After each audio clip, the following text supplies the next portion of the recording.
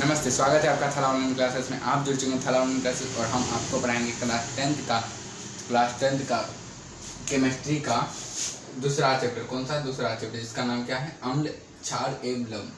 तो पार्ट 4 तक तो हम अम्ल लवण के बारे में भी पढ़ लिए थे, जो कि छूटा था तो हम बता दिए थे क्या लवण क्या है, इसे कितने लवण कितने प्रकार के। अब जानेंगे ये कौन सा क्या है केमिस्ट्री, इसको हम क्या कहते हैं? रसायन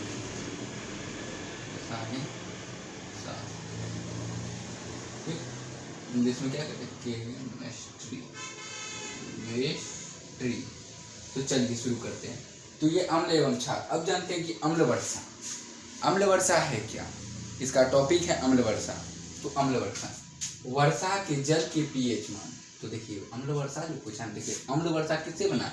अम्ल वर्षा जो होता है ना, उसमें अम्ल कैसे होता है? देखिए वर्षा के जल के, यानी कि वर्षा के जल मतलब जब वर्षा होती है तो वर्षा के जल को भी जल ही कहेंगे ना। वर्षा के जल के पीएच मान का मान जब क्या है, जब 5.6 से कम हो जाता है तो वह अम्ल वर्षा कहलाता है। ये क्या कहलाता है? अम्ल वर्षा।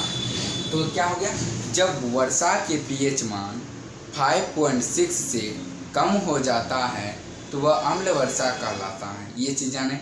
अब देखिए यहाँ पे और अम्ल वर्षा का जल जब नदी में प्रवाहित होती है, अम्ल वर्षा का जल जब नदी में प्रवाहित होती है तो नदी के पीएच मान भी कम हो जाता है। क्या हो जाता है? कम हो जाता है।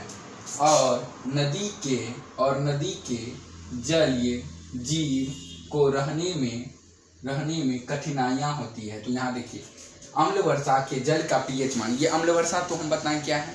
अम्ल वर्षा के जल के पीएच मान जब 5.6 से कम हो जाता है तो वह अम्ल वर्षा कहलाता है।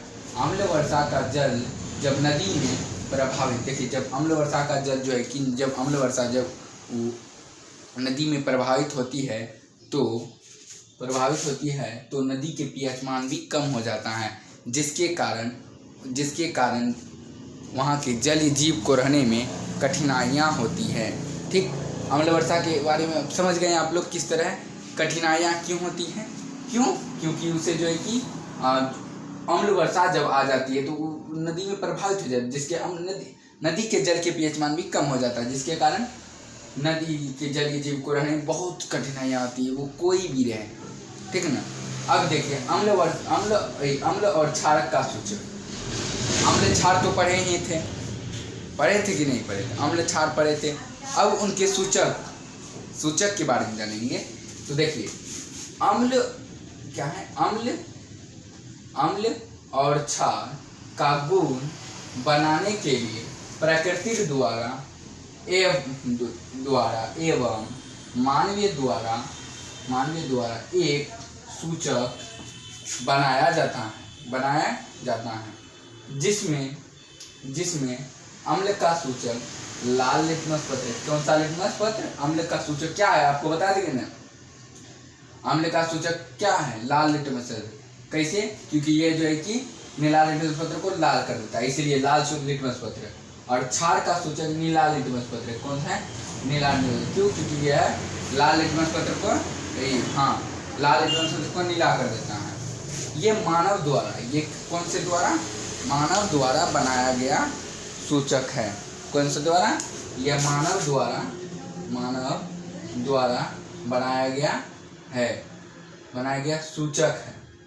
हम गया सूचक यह है जिसमें कोई पदार्थ क्षारीय प्रकृति का, कौन सा क्षारीय प्रकृति का होगा तो वह है नहीं यहाँ पे लाल लिटमस पत्र को नीला कर देगा, और कोई पदार्थ अम्लीय प्रकृति का होगा तो वह नीला लिटमस पत्र को लाल कर देगा।